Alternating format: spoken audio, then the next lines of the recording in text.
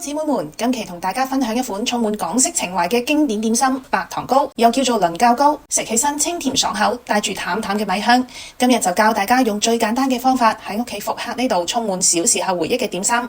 第一步，先開粉漿。細個嗰陣嘅食物材料都係好簡單嘅，將粘米粉、糖、水混合均勻，攪拌成順滑嘅粉漿，可以過篩一次。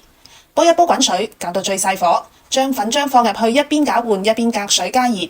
呢個步驟嘅作用係令到澱粉糊化，最後嘅成品就會更加綿軟爽滑，唔會一啖咬落去粉謝謝嘅感覺。加熱之後嘅粉漿放喺一邊攤凍，用水化開酵母，靜置5分鐘激活。等粉漿到唔辣手嘅程度，將酵母水倒入去攪拌均勻。